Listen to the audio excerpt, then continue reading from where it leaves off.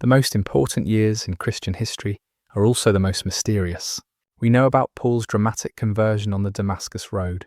We know about his legendary missionary journeys that spread Christianity across the Roman Empire. We know about his imprisonment, his letters, and his martyrdom. But there is a 3-year gap in the biblical record that scholars have called the lost years, a period so shrouded in mystery that it has sparked centuries of debate and speculation. After his blinding encounter with the risen Christ, Paul vanished into the Arabian desert for 3 years. The Bible gives us almost nothing about this crucial period, just a single verse tucked away in Galatians that casually mentions his departure to Arabia. No details about where he went, what he did, or who he met. It is as if the most important apostle in Christian history simply disappeared from the pages of Scripture at the most critical moment of his transformation. This silence is deafening because these were not ordinary years. These were the years when a violent persecutor of Christians became the greatest evangelist in history. These were the years when a rigid Pharisee developed the theological framework that would define Christianity for 2 millennia. These were the years when Saul of Tarsus died and Paul the Apostle was born. Tonight we are going to reconstruct those lost years. We will journey into the heart of the Arabian Peninsula to uncover what Paul experienced in one of the most sophisticated civilizations of the ancient world. We will explore the rose-coloured city carved from living rock, where east met west and where fortunes were made on the backs of camels carrying frankincense and spices. We will examine the archaeological evidence, the political intrigue, and the cultural melting pot that shaped the man who would change the world. Before we dive deeper, ignite that like button and prepare for a journey across 2,000 years and thousands of miles. Tell me in the comments where you're listening from and what time it is there. As always, with our videos, the visuals are here to add context, but they are not necessary to follow along. So whether you are watching closely or just listening in, settle in and let the outside world fade for a while. Thank you for always having our back. Prepare yourself and let us dive in. The story begins with a problem that has puzzled biblical scholars for generations. When Luke wrote the book of Acts, he crafted a masterful narrative of the early Christian church. He documented Paul's conversion with vivid detail, describing the blinding light, the voice from heaven, and the 3 days of blindness that followed. He recorded Paul's baptism by Ananias and his immediate preaching in the synagogues of Damascus. But then something strange happens in the narrative. Luke jumps directly from Paul's early preaching to his escape from Damascus in a basket lowered from the city walls. He completely skips over a massive chunk of time. If we only had the book of Acts, we would assume that Paul's escape from Damascus happened shortly after his conversion. But Paul himself tells a different story in his letter to the Galatians. He reveals that after his conversion, he did not immediately consult with the apostles in Jerusalem. Instead, he went away into Arabia and later returned to Damascus. Only after 3 years did he go up to Jerusalem to meet with Peter. This creates a chronological puzzle that has profound implications. The narrative in Acts passes over an important period in Paul's development, his time in Arabia, which would have occurred between verses 25 and 26 of Acts chapter 9. Luke, the careful historian who documented every other significant event in Paul's life, maintains complete silence about 3 of the most formative years in Christian history. Why would Luke omit such a crucial period? Some scholars suggest that Luke simply did not have access to information about Paul's Arabian years. Others propose that Luke deliberately compressed the timeline to maintain the narrative flow of his account, but there is a more intriguing possibility. Perhaps Luke knew exactly what happened in Arabia, but chose to remain silent for reasons we can only imagine. The mystery deepens when we consider Paul's own testimony about this period. In Galatians, Paul is defending his apostolic authority against critics who claimed he was not a legitimate apostle because he had not been trained by the original 12. His response is remarkable. He insists that he did not receive his gospel from any human being, nor was he taught it. Rather, he received it by revelation from Jesus Christ. This suggests that Paul's time in Arabia was not merely a period of reflection or recuperation. It was a divine seminary where the risen Christ personally instructed the man who would become his greatest ambassador. But if Paul was receiving direct revelation from Jesus, why did he need to go to Arabia? Why not remain in Damascus or travel immediately to Jerusalem? The answer lies in understanding what Arabia represented in the first century world. This was not the empty desert wasteland that many modern readers imagine. Paul was not wandering aimlessly among sand dunes, living as a hermit in some remote cave. The Arabia of Paul's day was a thriving, sophisticated kingdom that controlled the most lucrative trade routes in the ancient world. It was the realm of the Nabataeans, a remarkable civilization that had transformed from nomadic desert tribes into masters of international commerce. Their kingdom stretched across vast territories that bordered Palestine to the south and east, encompassing much of what we now call Jordan, southern Syria, and northern Saudi Arabia.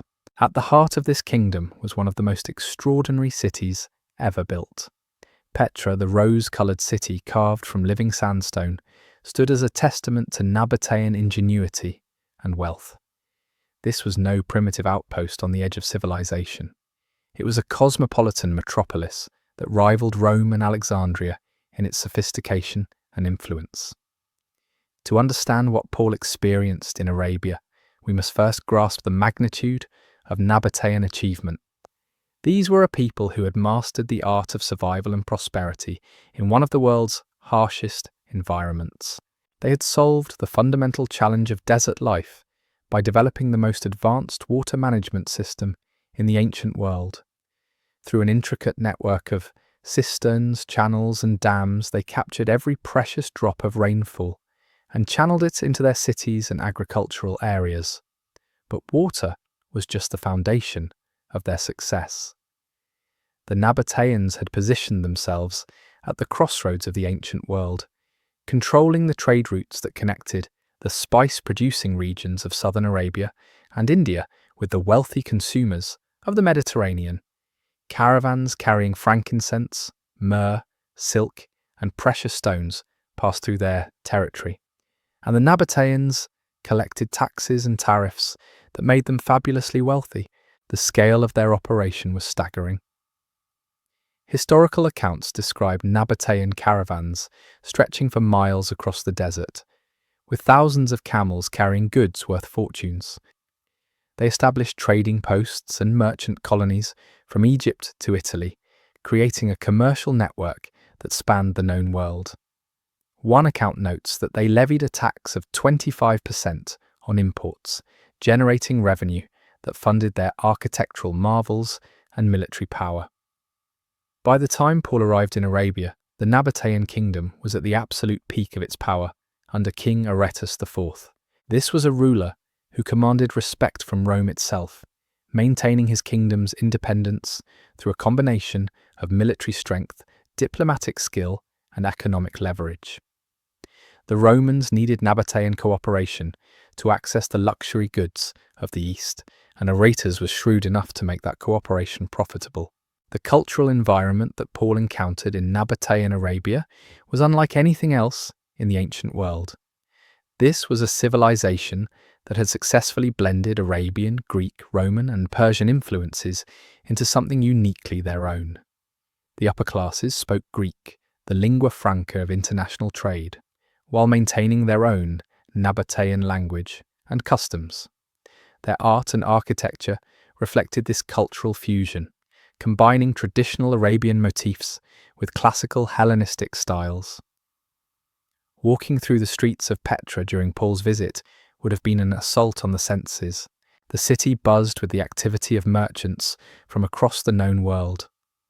Arabic mixed with Greek, Latin, and a dozen other languages as deals were struck and fortunes made.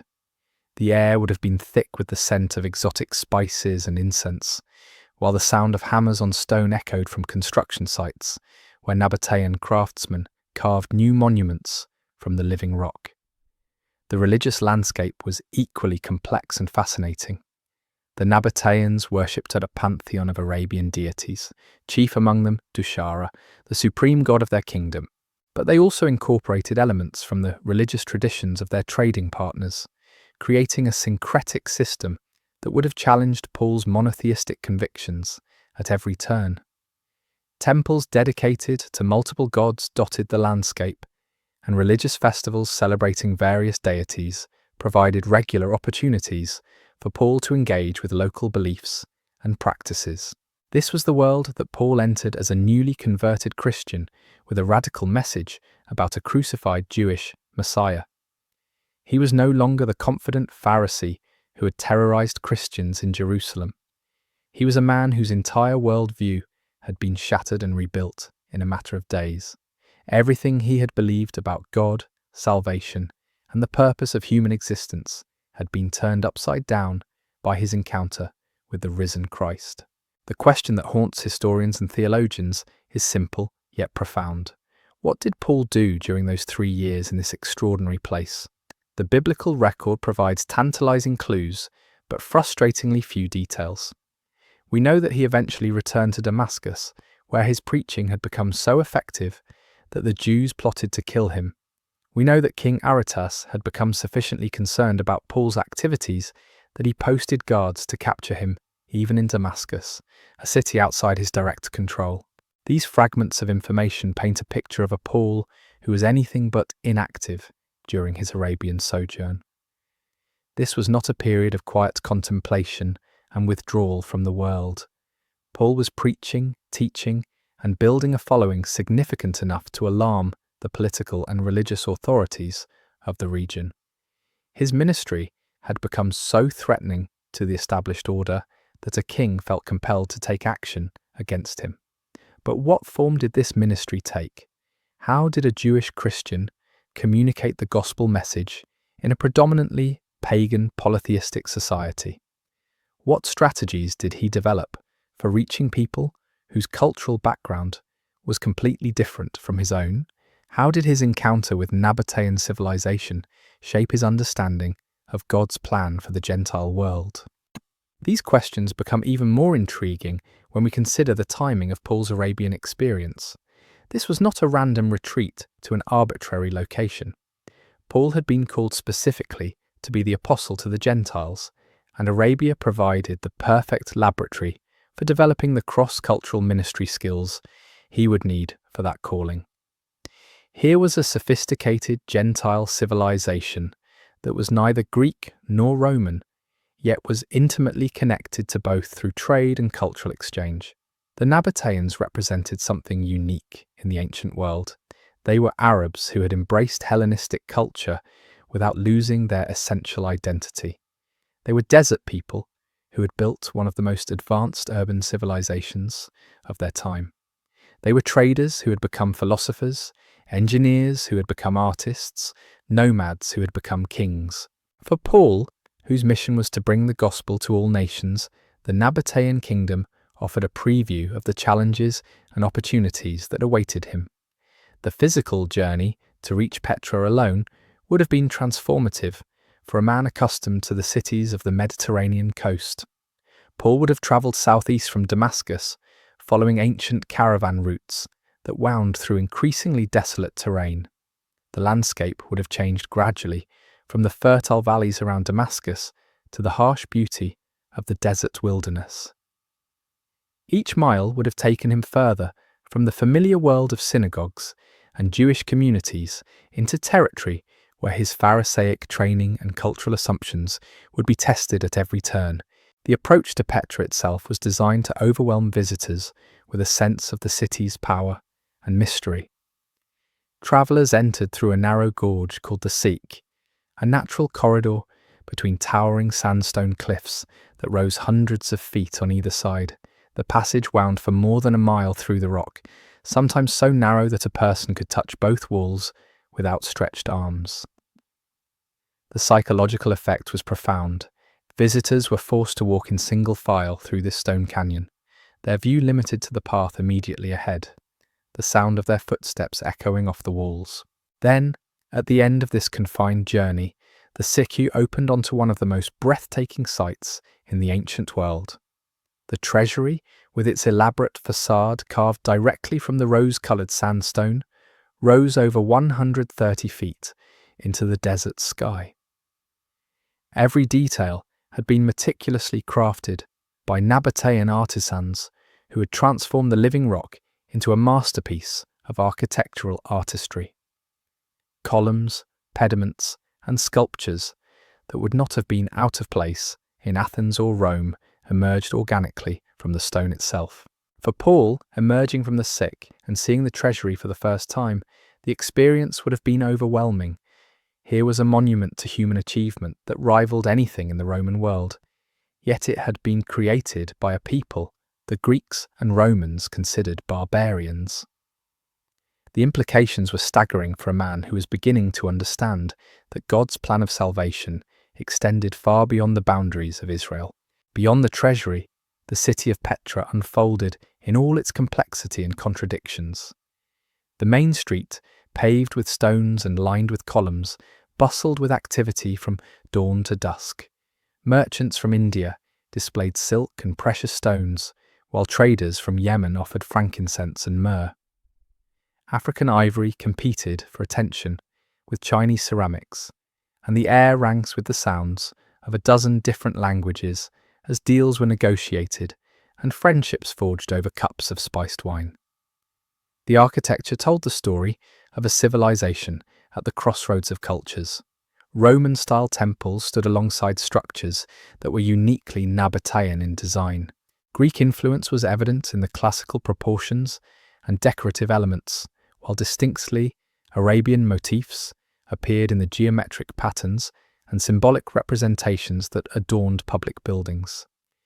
It was a visual representation of the cultural synthesis that would become central to Paul's missionary strategy.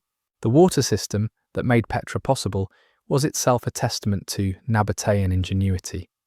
In a region that received only a few inches of rainfall per year, the city's engineers had created an artificial oasis that supported a population of 30,000 people. Channels carved into the rock face collected rainwater and directed it to massive underground cisterns. Springs outside the city were tapped and their flow directed through ceramic pipes that brought fresh water to fountains and public baths throughout the urban area. This mastery over the desert environment reflected a deeper philosophical approach that would have resonated with Paul's developing theology. The Nabataeans had learned to find abundance in scarcity, to create beauty in harsh conditions, to build permanent structures in a landscape that seemed to defy human habitation. They had transformed limitations into opportunities and obstacles into advantages. These were lessons that Paul would carry with him throughout his missionary career, as he learned to find strength in weakness and to glory in the very sufferings that others saw as defeat. The religious practices Paul encountered in Petra would have challenged his theological assumptions in profound ways. The Nabataeans worshipped their gods in high places, carving sacred spaces directly into cliff faces and mountain tops. Their most important deity, Dushara, was often represented not by anthropomorphic statues, but by simple stone blocks called beetles. This abstract representation of divinity would have struck Paul as both alien and strangely familiar, recalling the aniconic traditions of early Israelite worship.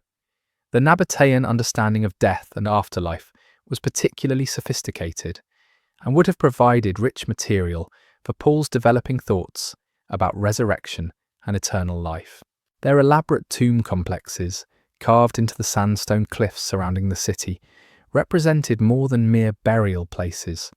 They were banquet halls where the living gathered to feast with the spirits of the dead, maintaining ongoing relationships that transcended the boundary between life and death. These funeral banquets, held in chambers adjacent to the tombs themselves, reflected a view of death that was neither the Greek notion of the soul's escape from the body nor the traditional Jewish hope for bodily resurrection. Instead, the Nabataeans seemed to envision a continuation of earthly relationships and pleasures in a form that honoured both physical and spiritual dimensions of human existence.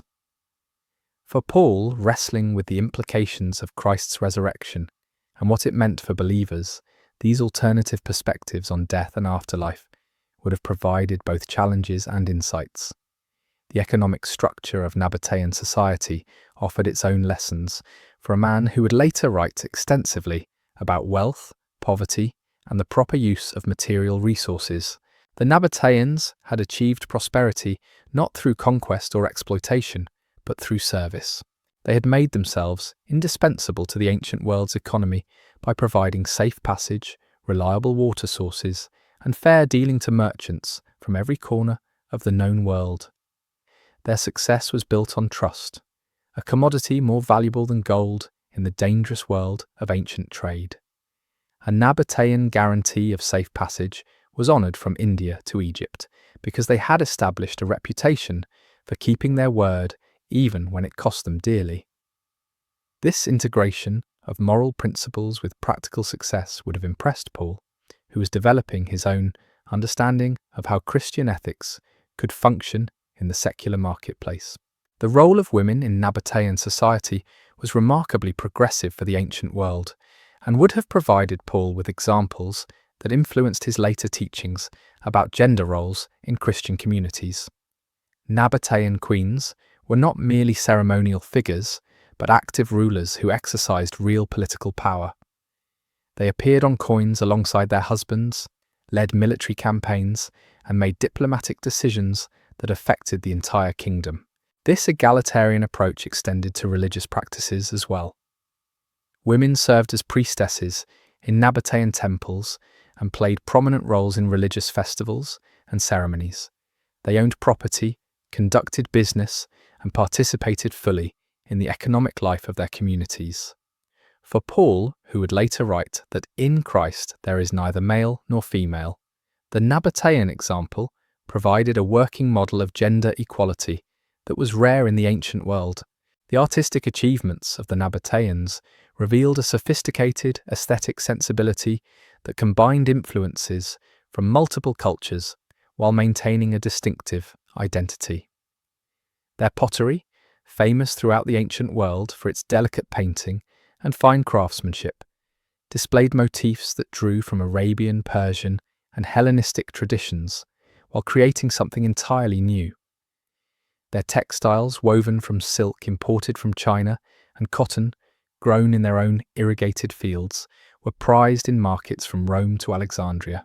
This creative synthesis would have provided Paul with a powerful metaphor for his own theological work.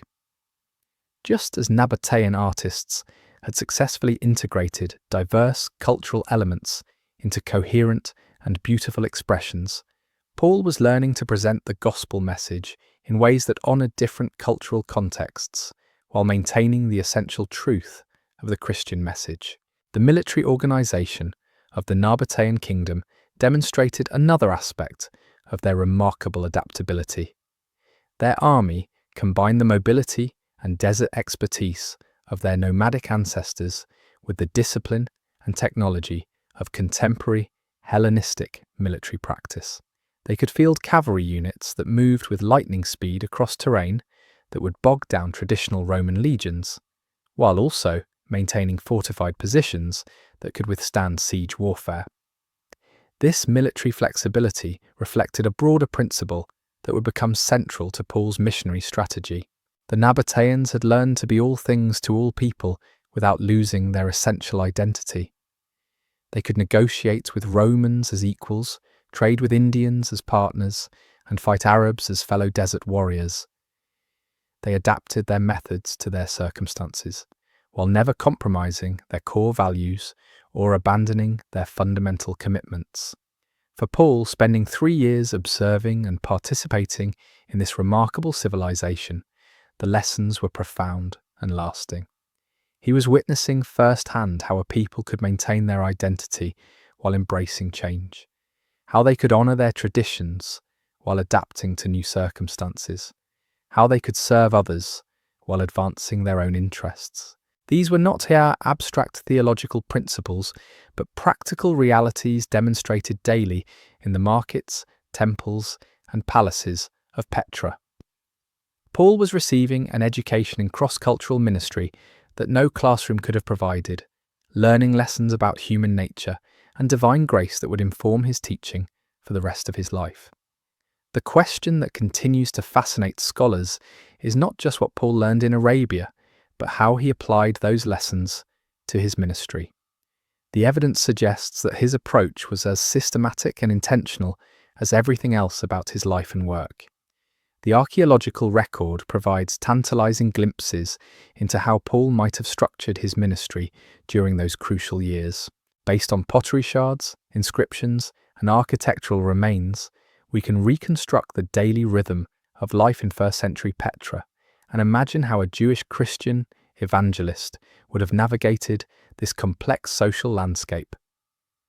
The city operated on multiple levels, both literally and figuratively.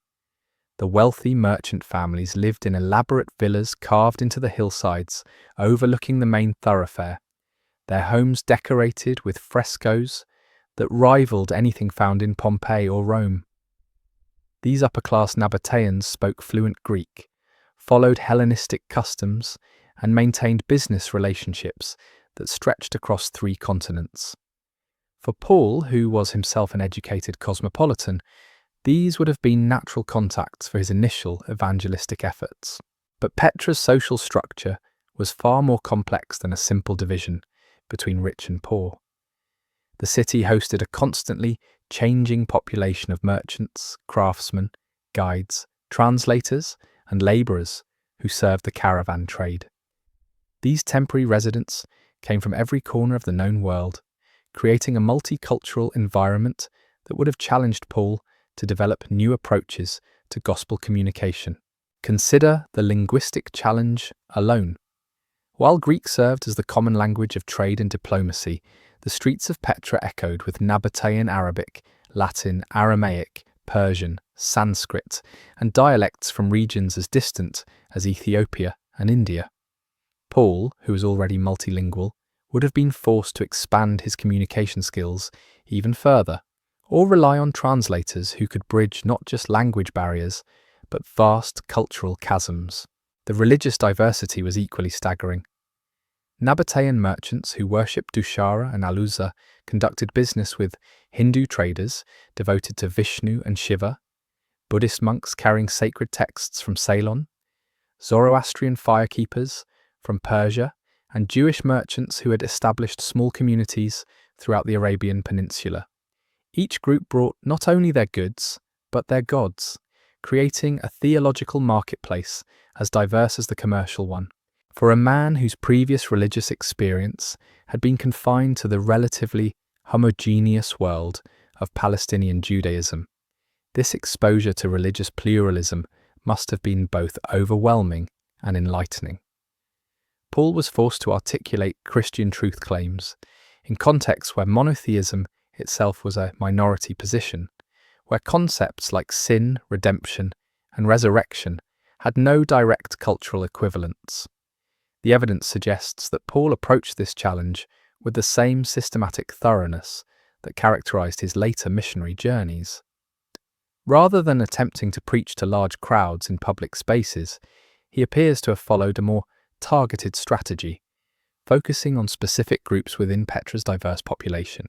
The Jewish community in Petra, though small, would have provided Paul's most natural starting point. Archaeological evidence indicates that Jews had been living in the Nabataean Kingdom for several generations, serving primarily as merchants and craftsmen. They had adapted to their Arabian environment while maintaining their religious identity, establishing synagogues and observing traditional practices within the broader context of Nabataean society. These diaspora Jews would have faced many of the same challenges that Paul himself was confronting.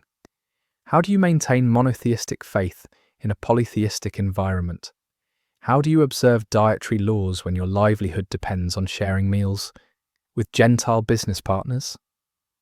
How do you keep the Sabbath when caravan schedules are dictated by water availability and weather conditions rather than religious calendars? Paul's message about Jesus as the Messiah would have resonated with these practical struggles.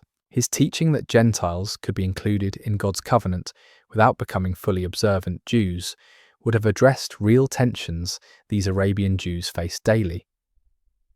His emphasis on grace over law would have spoken to people who were already finding ways to balance religious conviction with practical necessity. But Paul's ministry in Arabia was not limited to Jewish communities. The pattern established in his later missionary journeys suggests that he quickly moved beyond ethnic and religious boundaries to engage with the broader Nabataean population. This required developing entirely new apologetic strategies and theological vocabulary. The Nabataean concept of Dushara as a supreme deity who ruled over lesser gods provided a potential bridge for monotheistic teaching. Paul could acknowledge their recognition of divine hierarchy while challenging the necessity of multiple deities. The Nabataean practice of representing Dushara through abstract stone blocks rather than anthropomorphic statues aligned surprisingly well with Jewish and Christian objections to idol worship. The role of sacred meals in Nabataean religious practice offered another point of connection. Their elaborate funeral banquets, where the living shared food with the spirits of the dead, reflected an understanding of community that transcended death itself.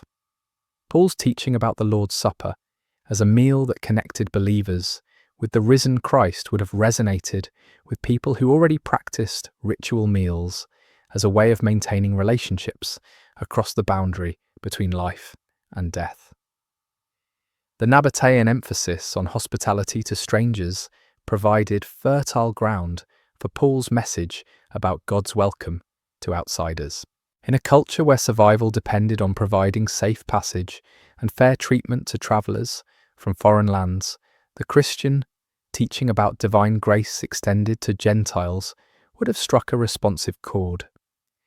The economic ethics of Nabataean society also aligned in surprising ways with Christian moral teaching. Their success was built on honest dealing, fair prices, and reliable service rather than exploitation or deception. The Nabataean reputation for keeping their word even when it was costly to do so paralleled Christian emphasis on integrity and sacrificial love. Paul's own background as a tent maker would have given him credibility in a society where manual craftsmanship was highly valued. The Nabataeans were master builders, engineers, and artisans who took pride in their technical skills and artistic achievements. A Christian teacher who could support himself through skilled labour while offering spiritual instruction would have fit comfortably into their social structure. The seasonal rhythm of caravan trade meant that Petra's population fluctuated dramatically throughout the year. During the peak trading seasons, the city swelled with temporary residents who might stay for weeks or months before continuing their journeys. This created unique opportunities for intensive ministry with people who would then carry Paul's message to distant lands.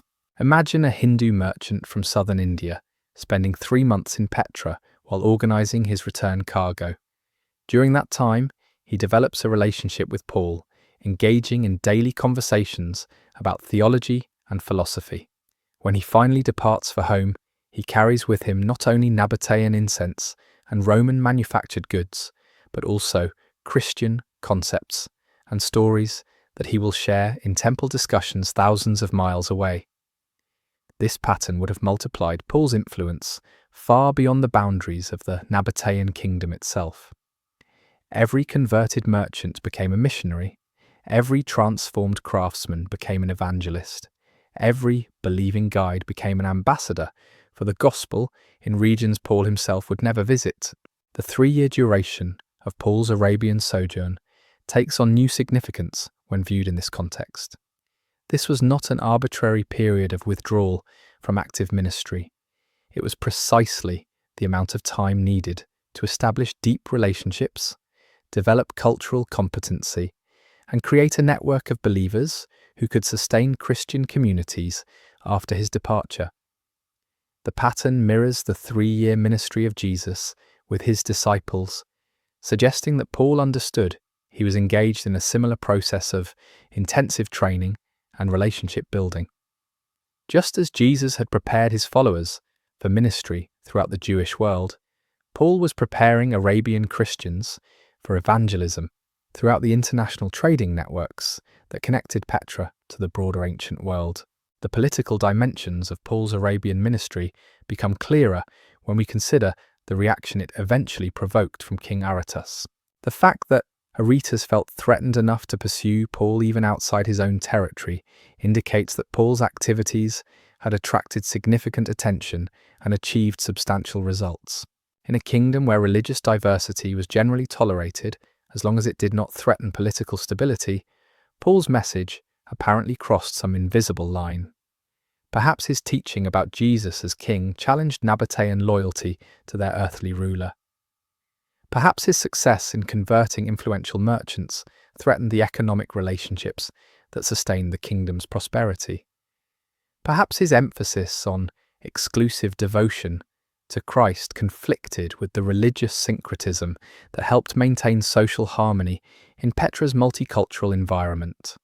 Whatever the specific trigger, Aretas's response suggests that Paul's Arabian ministry had achieved the kind of impact that would later characterize his work throughout the Roman Empire. He was not merely sharing religious ideas in private conversations, he was building a movement that authorities perceived as a threat to established order. The development of Paul's theological thinking during this period can be traced through careful analysis of his later letters. Concepts that become central to his mature teaching appear to have been forged in the crucible of cross-cultural ministry in Arabia. His understanding of the church as a body with many members serving different functions reflects the kind of diverse community he would have encountered in Petra. His teaching about becoming all things to all people in order to win some for Christ mirrors the adaptability he observed in Nabataean society. His emphasis on the foolishness of God being wiser than human wisdom resonates with his experience of seeing the gospel take root in soil that conventional religious thinking would have considered barren. The famous passage in Ephesians about breaking down the wall of hostility between Jews and Gentiles gains new depth when read as the reflection of someone who spent 3 years watching that wall crumble in the markets and meeting places of an Arabian trading centre. Paul's later confidence in preaching to Gentile audiences without requiring them to become Jewish proselytes was grounded in practical experience of seeing non-Jews embrace the gospel while maintaining their cultural identity. The sophisticated argumentation that characterizes Paul's letters to Greek and Roman audiences was honed through years of theological debate with Hindu philosophers, Zoroastrian scholars, and Nabataean wise men. The rhetorical strategies he employed to persuade Corinthian intellectuals were developed through countless conversations with educated merchants who challenged his claims and forced him to articulate his convictions with greater precision and deeper understanding. The mystery of Paul's lost years begins to resolve when we recognize that they were not lost at all. They were the hidden foundation upon which his entire apostolic ministry was built. The 3 years in Arabia transformed a brilliant but narrowly focused Pharisee into the cosmopolitan missionary who could navigate the complex cultural landscape of the Roman Empire with unprecedented effectiveness. The silence of Scripture about this period was not an oversight or omission. It was a recognition that some educations are too profound and personal to be captured in historical narrative. What happened to Paul in the rose-coloured city carved from living rock was a transformation so complete that it could only be understood by its fruits, not by its process. The man who emerged from the Arabian desert was no longer Saul of Tarsus, the zealous defender of Jewish tradition. Nor was he yet the Paul we know from his letters, the sophisticated theologian and master missionary. He was something new under the sun, a bridge between worlds that had never been connected, a translator of divine truth into human languages that had never heard it before. The stage was set for the most remarkable missionary career in human history. But first, Paul had to survive the consequences of his Arabian success, escaping under cover of darkness from a king who had marked him for death, carrying with him lessons that would reshape the ancient world. The escape from Damascus marked the end of one chapter and the beginning of another. Paul's departure in a basket lowered from the city walls was not the panicked flight of a defeated preacher, but the strategic withdrawal of a man whose mission had grown too large for the boundaries that had contained it. The very fact that King Aretas had extended his reach beyond his own territory to capture Paul spoke to the magnitude of what had been accomplished in the hidden years. But what exactly had Paul achieved that warranted such drastic action from a king? The answer lies in understanding the delicate balance of power that maintained stability throughout the Nabataean realm. Aretas ruled not through brute force, but through a complex web of alliances, trade agreements, and religious accommodations that kept his diverse subjects unified under his authority.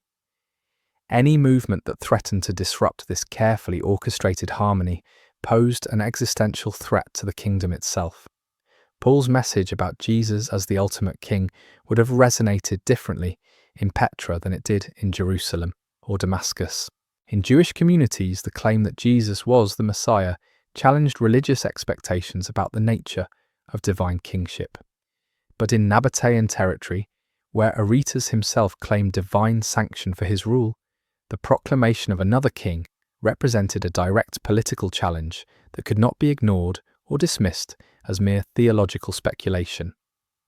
The merchant networks that made Nabataea prosperous also made it vulnerable to ideological contagion. A religious movement that gained traction in Petra would inevitably spread along the trade routes that connected the kingdom to the wider world. If Paul's teaching began to undermine traditional loyalties or disrupt established relationships between different ethnic and religious groups, the economic foundation of Nabataean power would be threatened.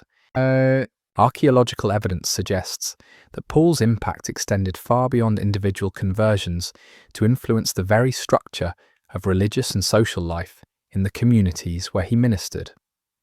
Inscriptions found in Nabataean settlements dating from this period show unusual patterns of religious language that appear to reflect Christian influence.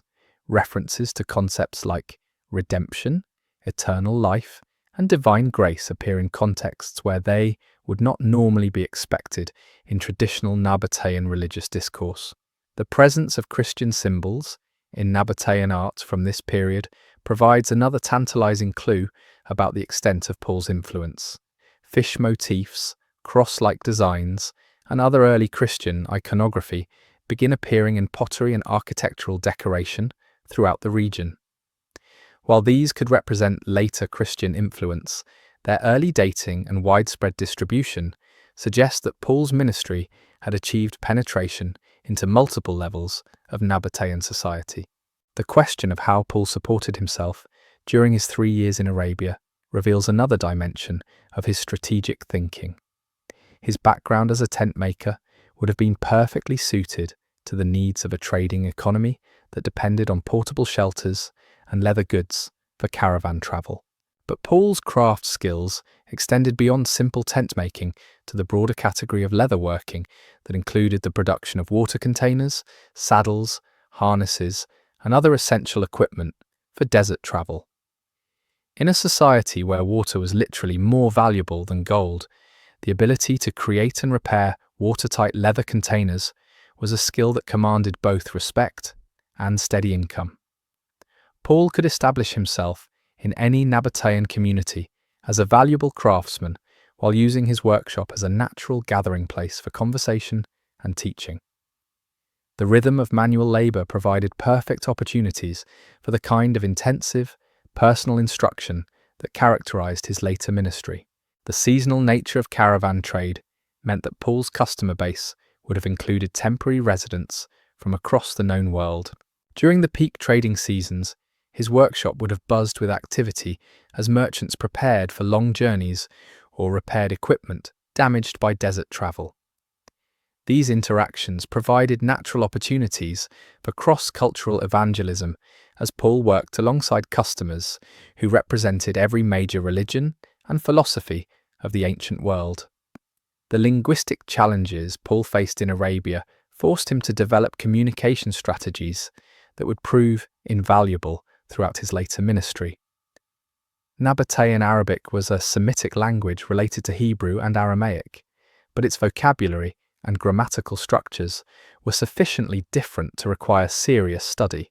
The various dialects spoken by visiting merchants added layers of complexity that demanded flexibility and creativity in finding ways to express Christian concepts. The process of translating theological ideas into new linguistic and cultural frameworks pushed Paul to develop deeper understanding of the universal principles underlying his message. Concepts that seemed obvious in Hebrew or Greek required careful explanation and creative metaphors when communicated to people whose religious and philosophical background provided no ready-made categories for Christian truth. The intellectual stimulation of these translation challenges may have been one of the most valuable aspects of Paul's Arabian education, wrestling with questions about how to explain monotheism to polytheists, how to describe resurrection to people with different concepts of afterlife, and how to communicate divine grace to cultures with different understandings of human-divine relationships forced Paul to think more deeply about the essential nature of his message. The theological development that occurred during these years can be traced through careful analysis of the concepts and arguments that appear in Paul's later letters. His sophisticated understanding of natural revelation, evident in Romans chapter 1, reflects extensive engagement with people who worshipped nature deities and found divine meaning in natural phenomena. His ability to quote pagan poets and philosophers, demonstrated in his speech to the Athenians, suggests years of study and dialogue with non-Jewish intellectual traditions. The pastoral concerns that dominate Paul's correspondence with his churches mirror issues he would have encountered while building Christian communities in the multicultural environment of Nabataean society. Questions about eating meat sacrificed to idols, participating in secular festivals, maintaining Christian identity in pagan environments, and relating to government authorities were not abstract theological problems, but daily realities for believers living in Petra and other Nabataean cities. Paul's later emphasis on the importance of earning one's own living and not being a burden to others reflects practical wisdom gained from 3 years of supporting himself through manual labor in a foreign culture. His understanding of how Christian communities could maintain themselves economically while supporting evangelistic work was grounded in real experience of building such communities from scratch in challenging circumstances. The network of relationships Paul established during his Arabian years created a foundation for ongoing ministry that extended far beyond his physical presence in the region. Converted merchants carried the gospel to India, Africa, and other distant lands. Believing craftsmen established Christian communities in smaller Nabataean settlements. Transformed guides and translators spread the message to nomadic tribes throughout the Arabian Peninsula. The ripple effects of Paul's 3-year ministry continue to expand long after his departure from the region. When Christian missionaries reached Arabia in later centuries, they often found communities that preserved traditions and teachings that could be traced back to Paul's original work. The seeds planted during those hidden years continued to bear fruit for generations. The confrontation with King Aretas that ultimately forced Paul's departure from the region was probably triggered by reports from officials who recognized that his ministry had grown beyond what traditional tolerance for religious diversity could accommodate. In a kingdom that maintained stability through careful balance between competing interests, Paul's success in creating unified Christian communities that transcended ethnic and cultural boundaries represented a potential threat to the established order. The fact that Aretas pursued Paul even to Damascus, a city outside direct Nabataean control, indicates that the threat was perceived as serious and ongoing. This was not simply a matter of expelling a troublesome foreign preacher. It was an attempt to eliminate someone whose influence had grown to the point where it could destabilize the entire regional balance of power. The irony is that Paul's ministry in Arabia had succeeded too well for its own good. His message of reconciliation between Jews and Gentiles, his creation of communities that transcended traditional ethnic and religious boundaries, and his demonstration that the gospel could take root in any cultural soil had proven points that needed to be proven. But those very successes made him too dangerous to remain in the region where he had achieved them. The timing of Paul's departure from Arabia was probably not entirely his own choice. While he may have sensed that his work in the region was complete, the pressure from Aretas's agents likely accelerated his timeline and influenced his decision to return to Damascus rather than travel directly to Jerusalem. The need to maintain a low profile while planning his next moves would have made Damascus, with its established Christian community, a logical staging area. The 3 years in Arabia had transformed Paul from a new convert, struggling to understand the implications of his Damascus Road experience, into a seasoned missionary with proven ability to plant churches in challenging cross-cultural environments. He had developed the theological framework, practical skills, and strategic thinking that would characterize his later ministry throughout the Roman Empire. The lessons learned in the rose-coloured city carved from living rock would echo through every sermon Paul preached, every letter he wrote, and every church he established. His understanding of how the gospel could transcend cultural boundaries while respecting cultural differences was grounded in practical experience of making it work in one of the most diverse societies in the ancient world. The mystery of Paul's lost years was never really about what happened during those 3 years. It was about how those experiences shaped everything that came after. The man who emerged from the Arabian desert carrying nothing but his tools and his convictions was equipped to change the world because he had already changed a corner of it that everyone else had assumed was unchangeable. The silence of Scripture about this period was not an accident or oversight. It was recognition that some educations are too profound to be captured in historical narrative. The transformation that occurred in Paul during those 3 years could only be understood through its consequences, not through its process. When Paul finally made his way to Jerusalem to meet with Peter and James, he came not as a supplicant seeking approval, but as an equal, bringing credentials earned through 3 years of successful ministry in one of the most challenging environments imaginable. His authority as an apostle was not based on appointment by human leaders, but on results achieved through divine empowerment in circumstances that would have defeated lesser men. The Arabian years had proven that the gospel was indeed for all nations, that the barriers between Jew and Gentile could be overcome, and that the message of Jesus Christ could take root and flourish in soil that religious experts had considered barren. These were not theoretical possibilities, but demonstrated realities that Paul had witnessed and helped bring about. The stage was now set for the great missionary journeys that would carry the gospel throughout the Roman Empire. But those later successes were built on foundations laid during 3 years of patient, persistent work in a desert kingdom that most people had never heard of and would never visit. The true significance of Paul's lost years lies not in the mystery that surrounded them, but in the mastery they produced. When Paul emerged from Arabia, he was no longer a promising new convert with potential for future ministry. He was a proven apostle with a track record of results and a deep understanding of how to build the kingdom of God in a world that had never heard its name. The rose-coloured city had given Paul something more valuable than all its accumulated wealth. It had given him the confidence, competence, and credibility he would need to take the gospel to the ends of the earth. Ends of the earth. The man who walked away from Damascus under cover of darkness was fundamentally different from the one who had arrived 3 years earlier. Paul carried with him more than just the physical tools of his trade and the memories of miraculous conversions. He bore the invisible weight of a transformed worldview that had been forged in the crucible of cross-cultural ministry and tested in the fires of royal persecution. The journey back to Damascus had provided time for reflection on what had been accomplished and what lay ahead. As Paul retraced the caravan routes that had become as familiar to him as the streets of Tarsus, he could see the evidence of his ministry scattered across the landscape.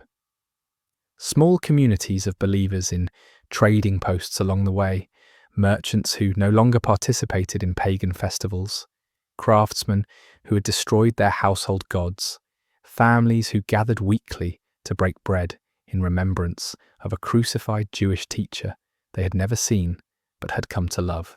The 3 years had taught Paul that the gospel possessed a transformative power that transcended every human barrier he had encountered.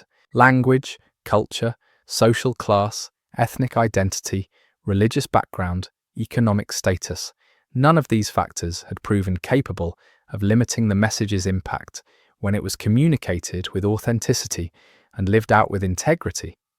The theoretical universalism he had grasped intellectually on the Damascus Road had become practical reality through daily experience in the markets and meeting places of Arabia. But the success had come at a cost that extended far beyond the physical dangers he had faced. Paul had been forced to abandon many of the assumptions and expectations that had shaped his identity since childhood.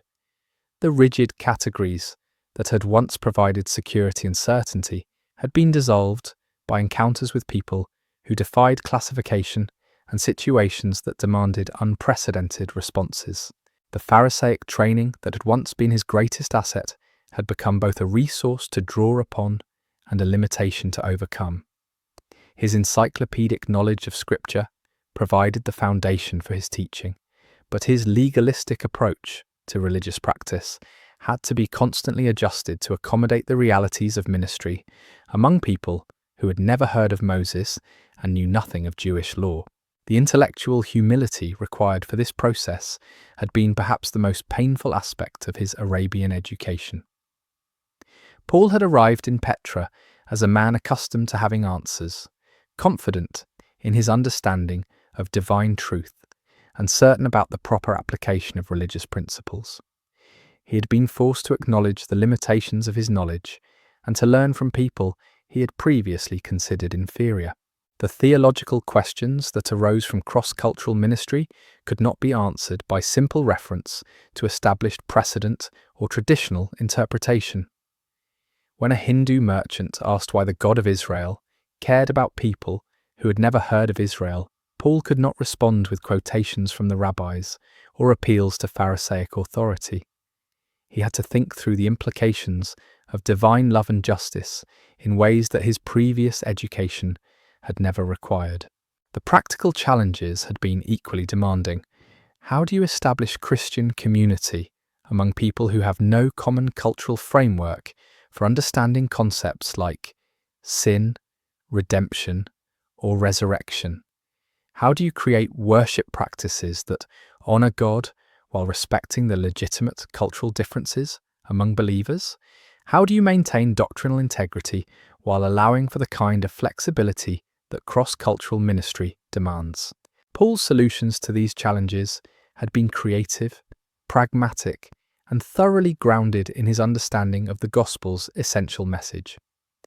He had learned to distinguish between the unchanging core of Christian truth and the culturally specific forms through which that truth could be expressed. He had developed skills in cultural translation that allowed him to communicate effectively with people whose worldview differed radically from his own. The leadership abilities that would later make Paul one of history's most effective church planters had been honed through 3 years of building Christian communities from scratch in an environment that provided no institutional support or cultural advantage. Every convert had to be won through personal persuasion. Every church had to be established without the benefit of existing Christian tradition or supportive social structures. The administrative skills required for coordinating ministry across multiple communities, managing relationships between believers from different cultural backgrounds, and maintaining communication with scattered congregations had been developed through practical necessity rather than theoretical study. Paul had learned to be simultaneously a theologian, evangelist, pastor, teacher, administrator, and diplomat, because the circumstances of Arabian ministry demanded competence in all these areas. The financial independence that characterized Paul's later ministry had been established during these years when he learned to support extensive evangelistic work through the income from his craftsmanship. The balance between self-sufficiency and dependence on local support, between accepting hospitality and maintaining autonomy, between building relationships and preserving freedom of movement, all these practical aspects of missionary strategy had been worked out through trial and error in the markets of Petra. The boldness that would later enable Paul to confront emperors and philosophers had been developed through 3 years of standing before Arabian kings and merchants, defending convictions that seemed foolish to human wisdom and proclaiming truth that challenged established power structures. Every sermon preached in a pagan temple, every debate with learned men who worshipped foreign gods, every confrontation with authorities who viewed his message as seditious had contributed to the courage that would characterize his later ministry. The depth of spiritual insight that illuminates Paul's letters had been gained through intensive communion with Christ during those years when human teachers were unavailable and conventional religious resources were absent. The revelations he received during this period provided the theological foundation for doctrines that would shape Christian thought for centuries. His understanding of justification by faith, the nature of the church, the relationship between law and grace, the mystery of God's plan for the Gentiles, all these central themes of his later teaching had been developed through divine instruction received in the Arabian wilderness. The psychological resilience that enabled Paul to endure repeated persecution, imprisonment, and opposition throughout his career had been forged during those 3 years when he learned to find joy in suffering and strength in weakness. The experience of being hunted by a king, rejected by communities he had served, and forced to flee from regions where he had invested years of work had taught him to find his security in God rather than in human approval or worldly success. The strategic thinking that characterized Paul's later missionary journeys reflected lessons learned during his Arabian ministry about the importance of targeting key population centers, building networks of relationships that could sustain ongoing ministry, and creating indigenous leadership that could maintain Christian communities after the founding missionary had moved on. The principles that guided his church planting throughout the Roman Empire had been tested and refined through practical application in the Nabataean Kingdom. The cultural sensitivity that enabled Paul to become all things to all people while maintaining his essential identity had been developed through 3 years of constant adjustment to new situations and unfamiliar customs. He had learned when to adapt and when to stand firm, when to accommodate local practices, and when to insist on non-negotiable principles, when to emphasize similarities between Christianity and other religions, and when to highlight fundamental differences. The rhetorical skills that made Paul's speeches and letters so persuasive had been sharpened through countless hours of debate and discussion with people who challenged his assumptions and forced him to articulate his convictions with greater precision. The ability to find common ground with opponents while gradually leading them toward Christian truth. The skill in using illustrations and analogies that connected with his audience's experience. The talent for anticipating objections and addressing them before they could be raised. All these aspects of his communication effectiveness had been developed through practical necessity in multicultural Arabian society.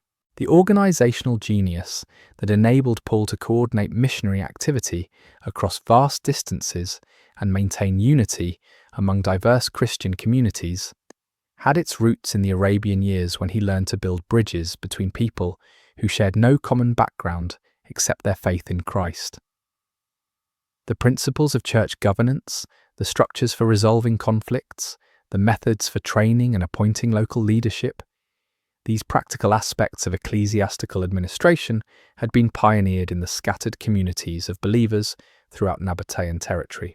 The pastoral heart that characterizes Paul's relationship with his churches had been formed through 3 years of intensive involvement in the lives of people who became Christians despite enormous social and economic costs. He had witnessed families divided by conversion, merchants boycotted for refusing to participate in pagan festivals, craftsmen persecuted for abandoning traditional religious practices. His understanding of the personal sacrifices required for Christian discipleship was grounded in intimate knowledge of what his converts had endured. The eschatological urgency that permeates Paul's teaching about the return of Christ and the coming judgment had been intensified by 3 years of ministry in a region where political instability and economic uncertainty made the temporary nature of earthly kingdoms dramatically evident. The rise and fall of desert dynasties, the shifting fortunes of trading empires, the constant threat of war and invasion, all these factors had contributed to Paul's conviction that only the kingdom of God offered lasting security and hope. The missionary passion that drove Paul to the ends of the earth had been ignited by witnessing the gospel's power to transform lives and communities that seemed hopelessly resistant to change.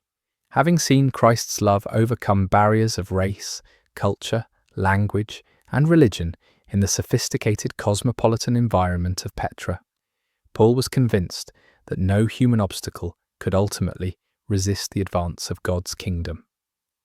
The theological sophistication that distinguishes Paul's letters from other New Testament writings had been developed through 3 years of intensive engagement with complex questions that arose from cross-cultural ministry. The systematic thinking, the careful argumentation, the nuanced understanding of human nature and divine grace. These intellectual achievements reflected the education Paul had received through direct instruction from the risen Christ in the University of Practical Ministry. The spiritual authority that commanded respect from both friends and enemies throughout Paul's career had been established through 3 years of demonstrated results in one of the most challenging ministry environments imaginable. His credibility was based not on academic credentials or ecclesiastical appointment, but on proven ability to plant churches that flourished despite overwhelming opposition and adverse circumstances. The vision for world evangelization that would guide the remainder of Paul's ministry had been born during those years when he witnessed firsthand the gospel's universal appeal and transformative power. The conviction that Christianity was not merely a Jewish sect, but a message for all humanity had been confirmed through practical experience of seeing that message take root in soil that religious experts had considered barren. As Paul prepared to leave Damascus for Jerusalem, he carried with him more than personal transformation and ministry experience. He bore the responsibility of representing a new understanding of God's plan for humanity that had been revealed through 3 years of unprecedented cross-cultural success. His meeting with the apostles would not be a consultation between superior and subordinate, but a conference between equals who had received different aspects of the same divine commission. The man who had entered Arabia as Saul the converted Pharisee was returning as Paul the Apostle to the Gentiles. The title was not self-proclaimed or humanly conferred, but divinely validated through results that spoke louder than any theological argument or ecclesiastical endorsement. The lost years had not been lost at all, but had been invested in the most important education any missionary had ever received. The stage was set for a ministry that would reshape the ancient world and establish foundations that would endure for millennia. But the success that lay ahead was possible only because of the preparation that had occurred in the hidden years when a former persecutor of Christians learned to become the greatest evangelist in human history through practical experience of taking the gospel to people who had never heard the name of Jesus. The Arabian chapter of Paul's life was closing, but its influence would echo through every subsequent phase of his ministry and continue to shape Christian mission strategy until the end of time. The rose-coloured city had given Christianity its greatest missionary and the world its most effective communicator of divine truth. The return journey to Damascus carried profound symbolic weight that Paul himself may not have fully grasped at the time.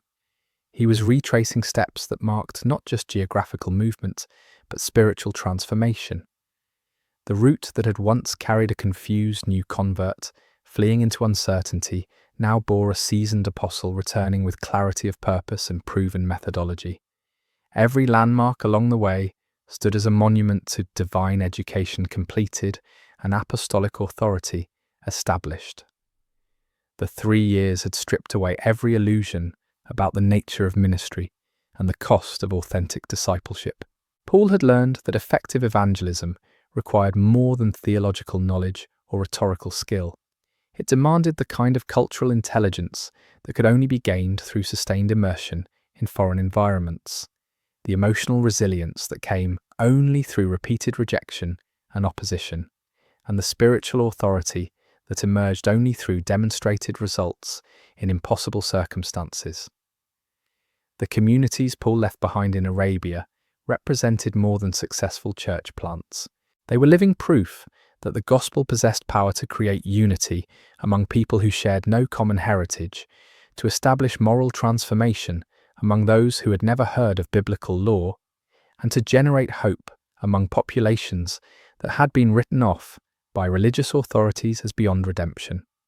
These achievements would provide irrefutable evidence for arguments Paul would later make about the universal scope of God's salvation plan. The intellectual framework that would later produce the theological masterpieces known as Paul's epistles had been constructed through countless hours of wrestling with questions that arose naturally from cross-cultural ministry. How could divine justice be reconciled with divine mercy? How could God's covenant with Israel be harmonized with his love for all nations? How could spiritual freedom be balanced with moral responsibility? These were not abstract philosophical problems, but urgent practical issues that demanded immediate answers for real people facing life-changing decisions. The apologetic strategies that would later enable Paul to debate successfully with Greek philosophers and Roman officials had been developed through years of dialogue with Arabian intellectuals who brought entirely different assumptions to religious discussion. The ability to find points of contact with opposing worldviews while gradually leading listeners toward Christian truth. The skill in dismantling false arguments without alienating those who held them. The talent for presenting complex theological concepts in language accessible to diverse audiences. All these communication abilities had been forged in the crucible of Nabataean society. The administrative systems that would later coordinate missionary activity across 3 continents had their genesis in the challenges of maintaining communication and unity among scattered Arabian Christian communities. Paul had learned to delegate authority while maintaining oversight, to establish local leadership while preserving doctrinal integrity, to encourage indigenous development while preventing harmful deviation from apostolic teaching. These organizational principles would prove essential when applied to the vastly larger network of churches that would emerge from his later ministry. The financial strategies that would enable Paul to maintain independence while supporting extensive evangelistic work had been refined through 3 years of balancing craftsmanship income with ministry expenses in a foreign economy. He had discovered how to accept hospitality without compromising freedom, how to receive gifts without creating unhealthy dependence, how to maintain self-sufficiency without appearing proud or ungrateful. These economic insights would prove crucial when dealing with the complex financial relationships that characterized his later church planting efforts. The pastoral wisdom that permeates Paul's correspondence with struggling churches had been gained through intimate involvement with Arabian converts who faced pressures and temptations unknown in traditional Jewish communities. He had counseled merchants wrestling with ethical dilemmas in pagan business environments, guided families dealing with conversion-related conflicts, encouraged believers facing economic persecution for their faith. This practical experience with the daily challenges of Christian living in hostile environments would inform every piece of advice Paul would later offer to churches throughout the Roman Empire. The evangelistic boldness that would later enable Paul to confront emperors and procurators had been developed through 3 years of standing before Arabian authorities who viewed his message as politically dangerous and religiously offensive. Every confrontation with hostile officials, every defense of Christian truth before skeptical audiences, every articulation of gospel claims in contexts where they seemed foolish or dangerous had contributed to the courage that would characterize his later ministry. The spiritual discernment that enabled Paul to distinguish between genuine divine guidance and human wishful thinking had been sharpened through constant need to make strategic decisions without benefits of established precedent or institutional support. When should he move to a new location? How long should he remain in communities that showed limited response? Which converts were ready for leadership responsibility?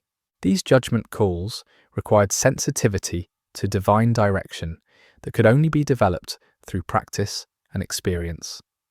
The theological creativity that would later produce innovative solutions to unprecedented church problems had been stimulated by 3 years of addressing questions that had never been asked before in Christian history. How should Gentile converts relate to Jewish law? What role should cultural traditions play in Christian worship? How could churches maintain unity while accommodating legitimate diversity? The answers Paul developed for Arabian contexts provided templates for addressing similar issues that would arise throughout his later ministry. The cross-cultural sensitivity that made Paul uniquely effective among diverse populations had been cultivated through daily navigation of ethnic, linguistic, and religious differences in Nabataean society. He had learned to appreciate the legitimate values embedded in foreign cultures while challenging the assumptions that contradicted Christian truth. He had developed skills in cultural translation that enabled him to communicate effectively with people whose worldview differed radically from his own background. The strategic thinking that guided Paul's later missionary journeys reflected hard-won insights about the importance of targeting key population centers, building sustainable local leadership, and creating networks of relationships that could maintain Christian influence after the founding missionary had departed. The principles that would govern his church planting throughout the Roman Empire had been tested and refined through practical application in Arabian communities. The psychological resilience that enabled Paul to endure repeated imprisonment, persecution, and opposition throughout his career had been forged during 3 years of constant pressure from hostile authorities and resistant populations. He had learned to find joy in suffering, strength in weakness, and hope in apparently hopeless circumstances. The emotional equilibrium that would sustain him through decades of ministry-related trauma had been established through Arabian experiences that taught him to anchor his identity in divine approval rather than human acceptance. The eschatological urgency that permeates Paul's teaching about Christ's return and the coming judgment had been intensified by 3 years of ministry in a region where political instability and economic uncertainty made the temporary nature of earthly kingdoms dramatically evident. The constant threat of war, the shifting fortunes of trading empires, the precarious nature of prosperity based on geographic advantage, all these factors had contributed to Paul's conviction that only God's kingdom offered lasting security and meaning. The missionary vision that would drive Paul to the ends of the earth had been crystallized through witnessing the gospel's power to transform individuals and communities that seemed completely resistant to change. Having seen Christ's love overcome barriers of race, culture, language, and religion in the sophisticated cosmopolitan environment of Arabian trading centers, Paul was convinced that no human obstacle could ultimately resist the advance of divine truth. The leadership qualities that would later make Paul one of history's most effective church planters had been developed through 3 years of building Christian communities from scratch without benefit of institutional support or cultural advantage. Every convert had to be won through personal persuasion. Every church had to be established without existing Christian tradition. Every conflict had to be resolved without appeal to established precedent. These challenges had forced Paul to develop comprehensive ministry skills that would prove essential in later contexts. The theological depth that distinguishes Paul's writings from other New Testament documents had been achieved through intensive study and meditation during years when human teachers were unavailable and conventional religious resources were absent. The profound insights into divine nature and human destiny that characterize his letters reflected sustained engagement with fundamental questions about God's relationship with creation, the meaning of redemption, and the ultimate purpose of human existence.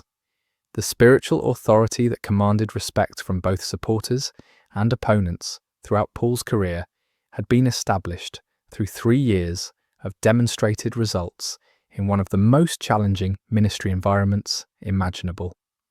His credibility was based not on academic credentials or ecclesiastical appointment, but on proven ability to establish thriving Christian communities despite overwhelming opposition and adverse circumstances. The comprehensive understanding of human nature that informs Paul's pastoral counsel had been gained through intensive involvement with people from radically different cultural backgrounds who faced diverse challenges in living out Christian faith. He had observed how the gospel affected merchants and craftsmen, slaves and nobles, city dwellers and nomads, young and old, male and female. This broad exposure to human diversity had provided insights into universal patterns of spiritual growth and moral struggle that would inform his later teaching. The rhetorical sophistication that makes Paul's speeches and letters so persuasive had been developed through years of communication with audiences who shared no common cultural or religious framework.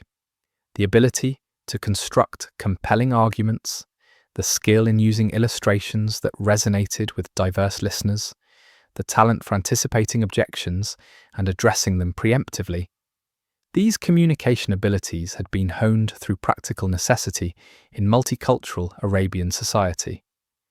The organizational genius that enabled Paul to coordinate missionary activity across vast distances and maintain unity among diverse Christian communities had its foundation in Arabian experiences of building bridges between people who shared no common background except faith in Christ. The principles of church governance, the structures for resolving conflicts, the methods for training local leadership, these administrative innovations had been pioneered in scattered Nabataean communities where traditional models provided no guidance. The pastoral heart that characterizes Paul's relationship with his churches had been formed through 3 years of intimate involvement with converts who paid enormous personal costs for their Christian commitment. He had witnessed families divided by conversion, businesses destroyed by refusal to participate in pagan practices, individuals ostracized by communities they had served faithfully for years. This first-hand knowledge of discipleship costs had deepened his appreciation for the sacrifices required of those who chose to follow Christ. The evangelistic passion that would consume the remainder of Paul's life had been ignited by witnessing transformation in people and communities that religious experts had dismissed as hopeless. Having seen the gospel's power demonstrated in contexts where success seemed impossible, Paul was convinced that no human heart was too hard, no culture too resistant, no situation too desperate for divine grace to overcome. As Paul prepared for his momentous meeting with the Jerusalem apostles, he carried more than personal testimony and ministry experience. He bore responsibility for representing a radically expanded understanding of God's redemptive purpose that had been revealed through unprecedented cross-cultural success. His consultation with Peter and James would not involve a subordinate seeking approval from superiors, but a conference between equals who had received complementary aspects of the same divine commission. The man approaching Jerusalem was fundamentally different from the one who had fled to Arabia 3 years earlier. The confused new convert had become a confident apostle. The uncertain student had become an authoritative teacher. The former persecutor had become Christianity's most effective evangelist. The transformation was complete. The education was finished, the preparation was accomplished. The stage was set for a missionary career that would reshape the ancient world and establish foundations that would influence human history for millennia. But the success that lay ahead was possible only because of the preparation that had occurred during those hidden years, when a former enemy of the church learned to become its greatest champion through practical experience of taking the gospel to people who had never heard of Jesus Christ. The Arabian years were ending, but their impact would reverberate through every subsequent chapter of Paul's ministry and continue to shape Christian mission strategy until the end of time. The rose-coloured city carved from living rock had given Christianity its most effective missionary and the world its most persuasive communicator of divine truth. The lost years had not been lost at all, but invested in the most important education any apostle had ever received, Lee had ever received. The greatest mystery was not what Paul had learned, but what he had become. The man who would soon stand before Peter and James in Jerusalem carried within himself a living proof of the gospel's universal power. Every scar from Arabian persecution, every memory of transformed lives, every lesson learned in markets where a dozen languages mingled together had crystallized into an unshakable conviction that would drive him to the ends of the earth. But the price of this education had been steep.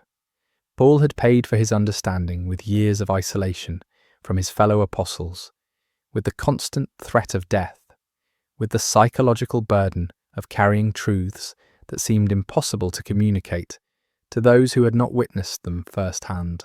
He had learned that pioneering ministry meant walking alone through territories where no Christian footprints had ever marked the sand. The physical journey from Damascus to Jerusalem would take only days, but the spiritual distance Paul had travelled during his Arabian years could not be measured in miles. He was returning to a world that had remained largely unchanged while he had been completely transformed. The apostles he would meet still thought primarily in terms of Jewish categories and Palestinian contexts. They had been faithful shepherds of the flock Christ had entrusted to them, but they had not yet grasped the staggering scope of the mission that lay before the church.